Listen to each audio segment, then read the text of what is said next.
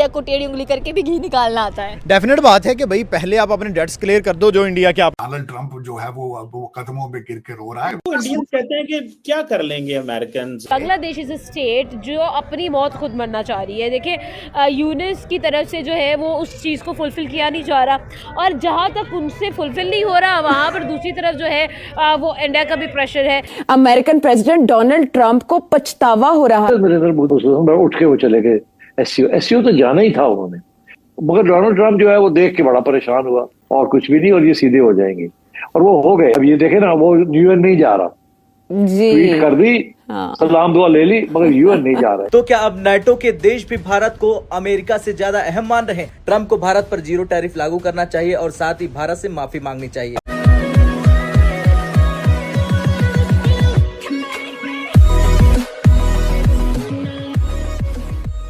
नमस्कार दोस्तों, अब यहाँ पर बात हो रही है कि ट्रंप और मोदी, या फिर आप कहो कि अमेरिका और भारत के बीच में जो पिछले कई दिनों से चल रहा है, तो उसको लेकर अब नाटो कंट्रीज़ जो है, या फिर आप कह सकते हो कि खास करके यूरोपियन कंट्रीज़ जो है वो अब तंग आ चुके हैं। उनको चाहिए स्टेबिलिटी। ठीक है, अब अमेरिका के अंदर होता क्या है कि हर 4 महीने में जब गवर्नमेंट बदलती है ना, तब सिचुएशन ये हो जाती है कि जो प्रेसिडेंट आएगा वो जो है वो अपने हिसाब से सारी चीज़ें करने की कोशिश करता है, और इसी चक्कर में पॉलिसी चेंज हो जाती है यूएस की।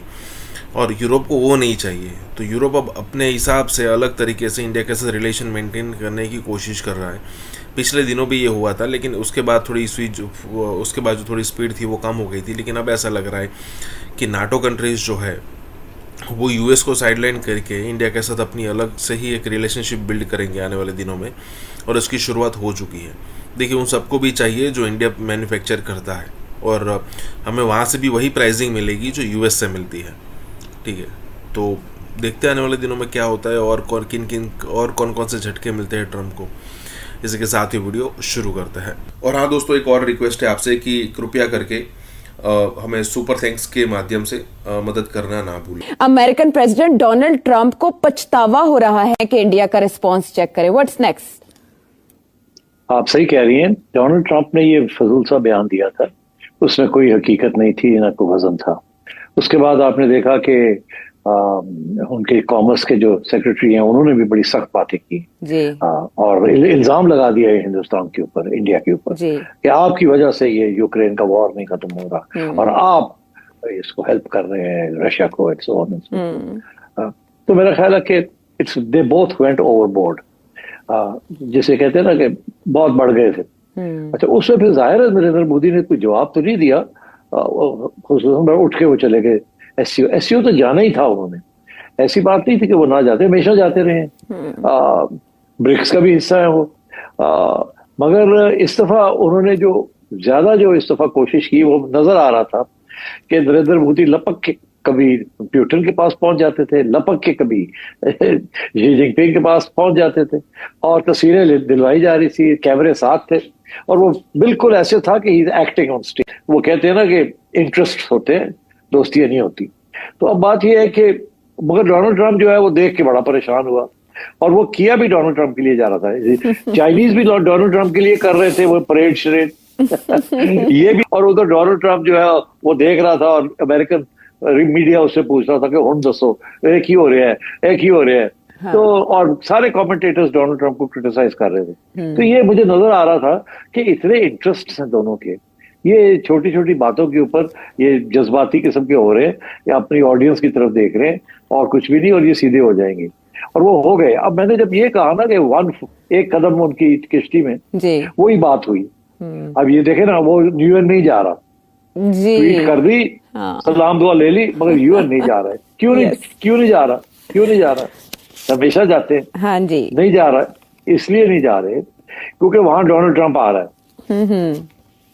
और अगर डोनाल्ड ट्रंप आ गया तो मोदी फिर क्या करेगा?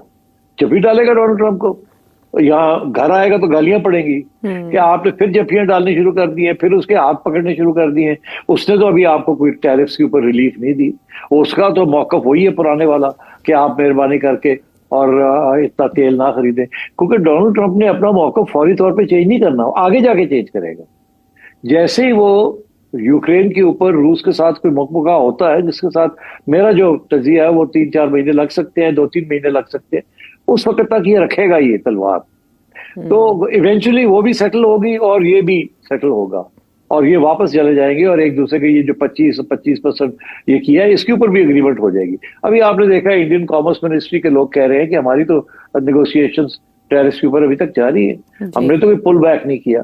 तो मैं यही समझता हूँ कि इसलिए इस वक्त नरेंद्र मोदी का वहां जाना उसके लिए प्रॉब्लम बन सकता था मीडिया में, क्योंकि उसका मीडिया देखे ना, इंडियन मीडिया अगर आप देखें वो तो गालियां दे रहे हैं डोनाल्ड ट्रंप को। वो तो अगर उनके पास हिम्मत होती तो वो जंग छेड़ देते इंडिया और अमेरिका की। इतनी गाली पड़ रही है डोनाल्ड ट्रंप को, और इसलिए मोदी इस माहौल में वहां जाएगा तो क्या करेगा जाके वहां? डोनाल्ड ट्रंप आ जाएगा और आके हाथ, फिर उससे बातचीत करनी पड़ेगी, फिर दूर रहेगा तो लोग कहेंगे जी ठंड पै गई, नेड़े आएगा कहेंगे लो जी हुण मिलिया की तुहानू, तुसी फिर नेड़े हो गए हो। तो I think this is very thought सोच के समझ के ये फैसला किया कि अभी मैं चीन से आया हूँ जफ्फियां पा के हाथ फाड़ के, हूँ मैं अमरीका चला जाऊँ, थोड़ा देर पीछे हट के रहिए, ठीक है, इसको जरा बात को आगे बढ़ने दें। डोनाल्ड ट्रंप भी एक कदम पीछे हटे और मैं फौरन आगे आ गया हूँ, मगर मैं एकदम नहीं आना चाहिए, नहीं तो यहाँ घर वाले जो है वो पीछे पड़ जाएंगे कि आप ये क्या कर रहे हैं। दैट्स व्हाई आई सेड कि ये एक कदम जो है अब अमेरिकन बोर्ड के अंदर भी रखेंगे, इवेंचुअली जाके ये इनके मसले हल हो जाएंगे। दरअसल ये जो होवर्ड लुटनिक ये कह रहा है कि जनाब स्टॉप बाइंग रशियन ऑयल, पहली demand, stop being part of the BRICS छोड़ दो और अमेरिका का जो सपोर्ट करो, और ये जो बातें हैं ये तो सीधा सीधा इंडिया को वो डिक्टेट कर रहे हैं कि भाई तुम रशिया का तेल नहीं खरीद सकते और तुम ब्रिक्स का हिस्सा नहीं बन सकते। तो वो कह रहे हैं ब्रिक्स का हिस्सा नहीं बन सकते और डॉलर को कमजोर नहीं कर सकते, यानी कि वो तो सीधा सीधा डिक्टेट कर रहे हैं इंडिया को। तो क्या किसी मुल्क को डिक्टेशन लेनी चाहिए? तो असल में ना आपको पता नहीं है कि ये चीजें, आप हर एक चीज को अंडर एस्टिमेट करते हैं। आप जिस तरह कहते हैं ना कि डोनाल्ड ट्रंप जो है वो कदमों में गिर के रो रहा है, तो क्या अब नाटो के देश भी भारत को अमेरिका से ज्यादा अहम मान रहे हैं? भारत अमेरिका संबंधों को गहरी चोट पहुंचाई है। डोनाल्ड ट्रंप का मानना है कि भारत अमेरिका को न्यायपूर्ण व्यापार नहीं दे रहा, इसलिए उन्हें भारत पर भारी टैरिफ लगाना पड़ा। लेकिन इसका नतीजा ये हुआ कि दशकों से मजबूत होते होते भारत अमेरिका रिश्तों में दरार आ गई। जहां पहले रक्षा, टेक्नोलॉजी और इंडो पैसिफिक स्ट्रेटजी पर दोनों देश साथ थे, अब वही रिश्ता संदेह और नाराजगी में बदल गया।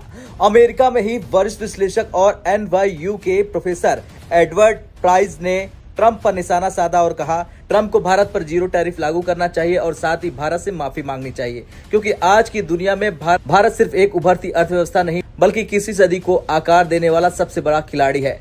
एडवर्ड प्राइस का कहना है कि जब अमेरिका चीन और रूस से जूझ रहा तब भारत से रिश्ते बिगाड़ना आत्मघाती कदम है। प्राइस ने पीएम मोदी की चतुराई की भी तारीफ की और कहा मोदी जी ने अमेरिका को साफ संदेश दे दिया कि भारत के पास विकल्प मौजूद है। भारत ने कभी रूस या चीन के साथ परमानेंट गठबंधन नहीं किया, लेकिन दोनों देशों से रिश्ते संतुलित रखे। यहाँ तक कि भारत ने रूस की सैन्य परेड में भी शामिल न होकर दिखा दिया कि वो किसी ब्लॉक का हिस्सा नहीं बल्कि एक स्वतंत्र राष्ट्र है। यानी अमेरिका को ये याद दिलाया गया है कि भारत पर दबाव डालने की कोशिश काम नहीं आएगी। लेकिन उसमें देख, यहाँ तक आप यहाँ तक पहुंचे क्यों? बात तो सोच की ये है कि आप यहाँ तक पहुंचे क्यों है।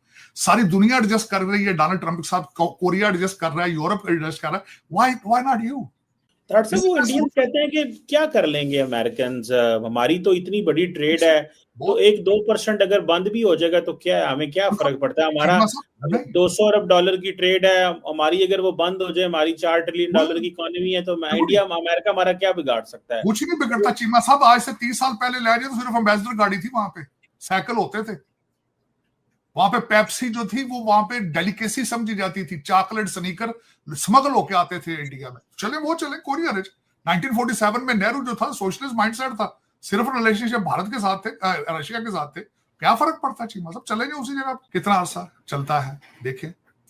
लेकिन ये कि जो हो रहा है इसको सियासत नहीं कहा जा सकता। जो हो रहा है, सियासत किस चीज का नाम है? कुछ दें कुछ लें और मिडिल में आके कंप्रोमाइज करें। दिस इज कॉल्ड द सियासत, this is called the diplomacy, this is called the foreign policy. बिल्कुल सही कह रहे हैं। Thank you very much for your